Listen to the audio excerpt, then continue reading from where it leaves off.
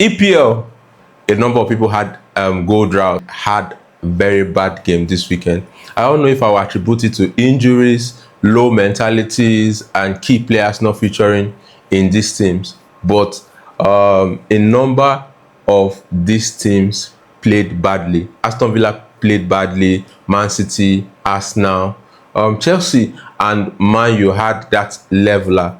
You know, Tottenham came out flying. They were up there the way they played. But today, in my analysis, I'm just going to be bringing the different clubs, how they played, how they fared in this weekend's fixtures. So join me as I bring the analysis from Arsenal down to Man City, to Chelsea, to Man United, to Tottenham, how they all fared in this weekend's fixture. Halland had a very terrible game over the weekend.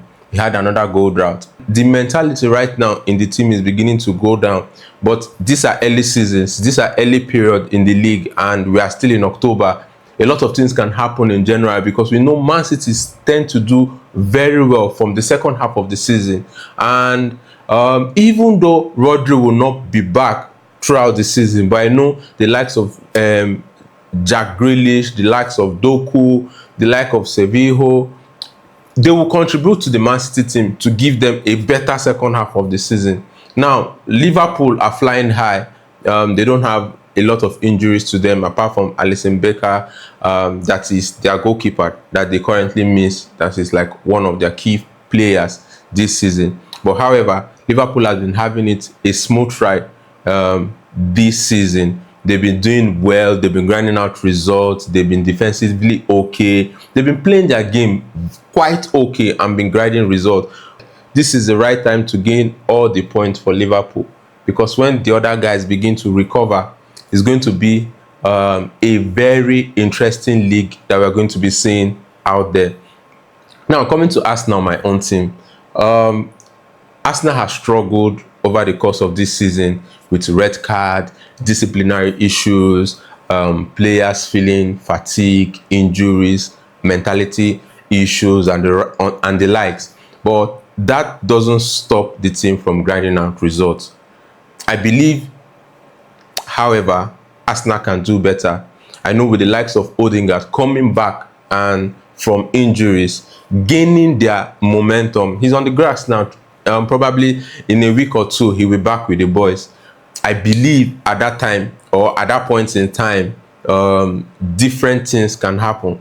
Very difficult period for Arsenal as a team. A lot of banter has come to Arsenal saying, how will they lose to Newcastle United over the weekend? But it was a very poor performance. No creativity. It was all static. It was all not what we know Arsenal for.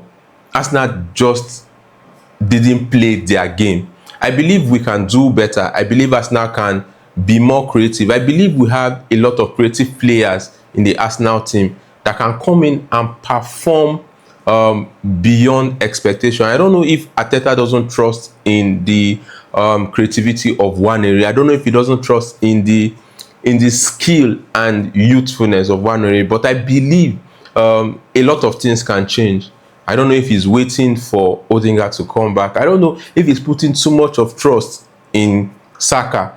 But the team as a whole can come collectively, speak to themselves, and find out ways to win results rather than wait on set pieces all the time. And if it doesn't go their way, Arsenal just has a very bad day. I think they lack a lot of creativity, a lot of low confidence in the team, and it is beginning to show off in Arteta's game style and game management. I think he needs to do better. Then going into the Chelsea-Man United game, it was a bit of stalemate between both clubs. And Man U seems to have found a way to come out of their shell. They are no longer playing the drag pattern football. Even though they didn't win the game against against Chelsea, they had a better gameplay, a better way of playing. You could see creativity in their game style. You could see them coming out of their shell. You could see them excited. You could see some flashes of brilliance and some people beginning to show that this is the Man U of old.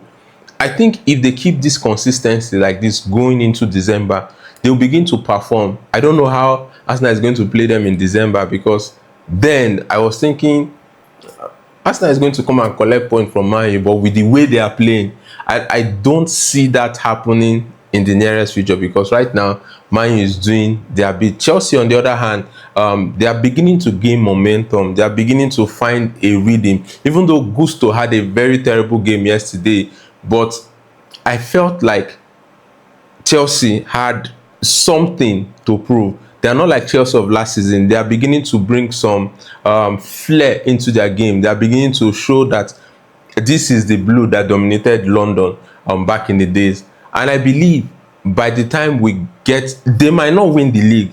We never can tell. But by the time we get to the end of the season, I believe Chelsea will not be where they were last season. They are going to do a lot of things differently. They are going to play in a way we want them to play. Now, yes, we had Newcastle that did better last season, beginning to show glimpses and flashes of, okay, their players are beginning to come back, and they're beginning to have that squad that they always wanted. The likes of Isak playing well yesterday over the course of the game. That beautiful header from Isak, that fantastic cross from Gordon. They played Arsenal man for man. They did the best they could do against Arsenal, and it was a fantastic game for Newcastle. Then, when we got into the Tottenham game, Tottenham played well. They played their counter-attacking football like they will always do. Dominic Solanke proved everybody wrong. He had 2 goals in that match, and he was fantastic. He did absolutely well. Their fast-paced football, their direct play, every of the things Tottenham did in that match was top-notch, and I really was proud of them, how they came out of that game. Maddison came from the bench to give us that surprising free kick that he scored. It was an interesting match and an interesting weekend to see these different clubs, the ups and the downs, the expected and the unexpected, the different people who came to play, and we're expecting, oh, this team was supposed to do better than this other team. But the surprises, that's what EPL gives to us. That's what England gives to us. The drama, the passion, the tension, the suspense, everything that comes into football happened over the weekend. And it was interesting to see. And I believe in the course of you watching this video, please share your comment to tell me if what I said in my analysis made sense, or there are better ways we would have said this thing. I love to banter. I love to have conversation. I love to share knowledge about football. This is why I like to come in front of the camera and share my perspective. See you in my next video. Ciao.